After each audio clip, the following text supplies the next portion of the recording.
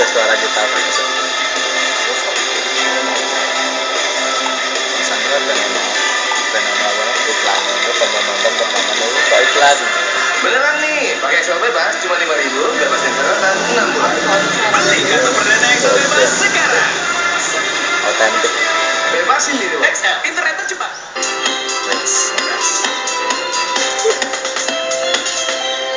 Aku pengen nonton ya. Bermain komputer tak lagi milik orang yang memiliki anggota tubuh sempurna. Kini para penyandang difabel atau orang berkebutuhan khusus tunadaksa juga dapat memanfaatkan teknologi ini. Sejumlah mahasiswa Fakultas Teknik Universitas Gadjah Mada UGM Jogja meluncurkan mouse dan keyboard khusus bagi penyandang difabel. Alat yang mereka namakan Diamond ini sangat berbeda dengan keyboard dan mouse lazimnya. Diamond dibuat dengan susunan keypad yang lebih sederhana dibanding keypad standar. Peluncuran alat tersebut disaksikan para difabel dari berbagai daerah Solo dan Jogja. Selain peluncuran Diamond, disosialisasikan juga sebuah aplikasi dan portal bernama iChat, I Can Hear and Talk, yakni aplikasi media interaktif bagi tunarungu agar bisa berkomunikasi. Dari Solo, Jawa Tengah, Salahuddin, TV One mengabarkan. Ayo Ben, kita ajak pemirsa untuk menuju ke Yogyakarta. Ben, selain bulan di Yogyakarta ada teman-teman difabel yang memiliki kemampuan luar biasa. Ya, kita gabung ya sama Chandra di sana yang akan mengabarkan bagaimana sih sebenarnya kreativitas teman-teman di Jogja begitu ya. Chandra, silakan Chandra. Ya, Feni, Andro dan juga pemirsa di Yogyakarta, saat ini saya sedang berada di Universitas Gadjah Mada, Fakultas Teknik jurusan Teknik Mesin dan Industri, di mana beberapa hari yang lalu, hari Selasa lalu, teman-teman dari Teknik Mesin ini telah melaunching Diamond Difabel Mouse and Keyboard yang ini dikhususkan untuk saudara-saudara dan juga teman-teman kita yang difabel, di mana ini bisa digunakan untuk melakukan aktivitas menggunakan komputer, PC ataupun laptop. Dan seperti apakah inovasi yang dimunculkan dari teman-teman kita di Universitas Gadjah Mada ini? Saya akan mengajak Anda berbincang dengan Mas Helmi. Ya, Mas Helmi, selamat pagi Mas Helmi. Ya, selamat pagi. Selamat pagi. Mas Helmi, bisa diceritakan nih Mas, Diamond Difabel Mouse and Keyboard ini?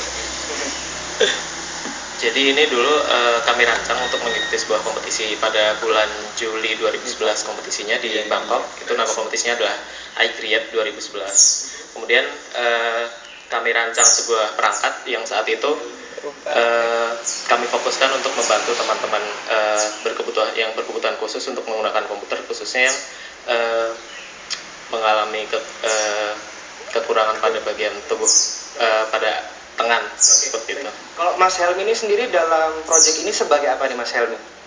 Kebetulan saya di sini melanjutkan dari kakak-kakak senior saya sebagai project manager, begitu. Dalam program Diamond Difabel Mouse and Keyboard ini ya. Oke. Mas Helmi, ini bisa diceritakan nggak Mas? Latar belakang tadi kan sudah ya. Terus kemudian awalnya menggagas untuk keyboard dan mouse ini sendiri seperti apa nih? Jadi di sini kami melihat populasi salah satu untuk anak berkebutuhan khusus, khususnya untuk tunadaksa bagian atas itu cukup besar, sekitar 2%, yaitu sekitar 1,6 juta jiwa. Dan di situ kami melihat suatu kebutuhan di mana sekarang ini kan era informasi, dan di situ dituntut untuk bisa menggunakan teknologi, khususnya untuk komputer dan untuk mengakses teknologi.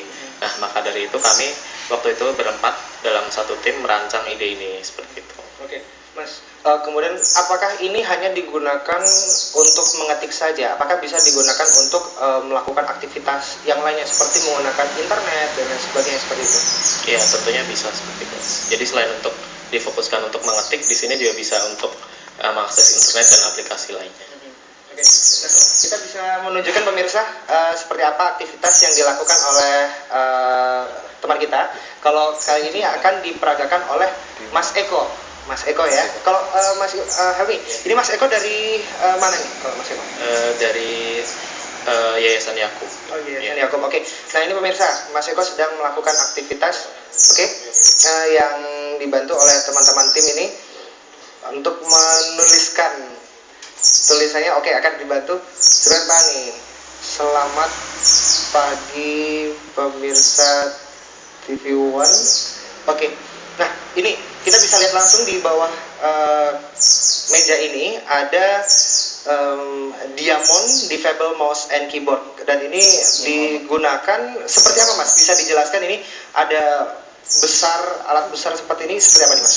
Ya, sebenarnya ini merupakan keyboard yang kami rancang ulang khususnya untuk penggunaan dengan kaki. Dan di sini ada beberapa tombol yang tentunya jumlah tombolnya di sini lebih ringkas karena aksesibilitasnya digunakan untuk kaki seperti itu. Dan di sini beberapa fungsi tombol seperti untuk alfabet, untuk huruf, untuk numerik, dan untuk simbol itu kami ringkas menjadi dalam satu fungsi tombol sehingga cukup dalam sebanyak 26 tombol alfabet itu sudah merangkum semuanya.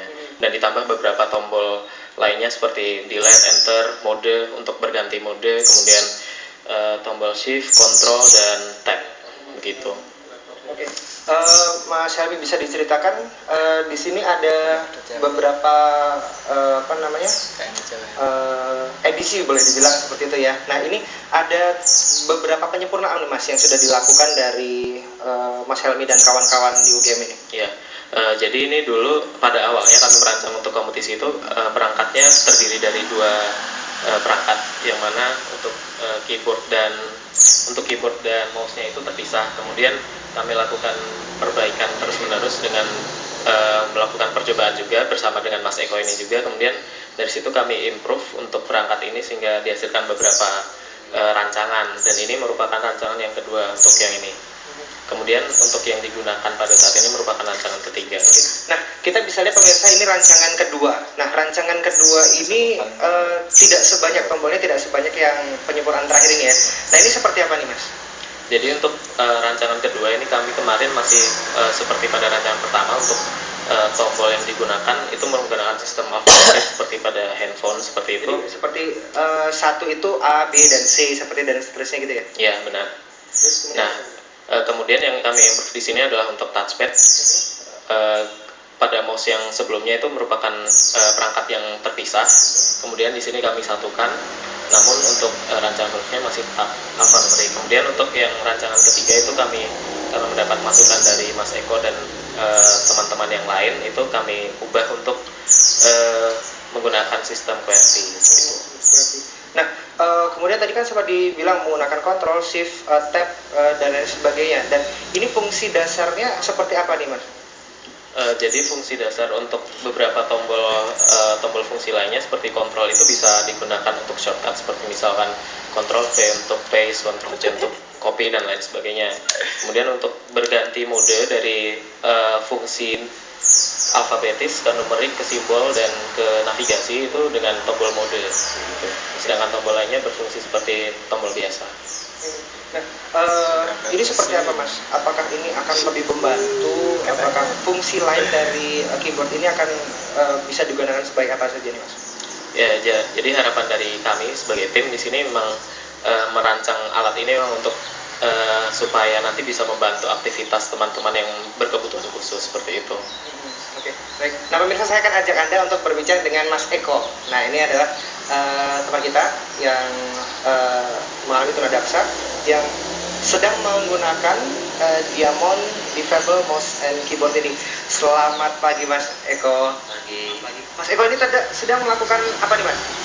Ini saya sedang menulis mengetik, dan ini saya lagi membuka internet ya untuk mengakses Facebook. Oke. Nah, Mas Eko, ini sudah menggunakan berapa kali Mas untuk penggunaan Diamond ini sendiri?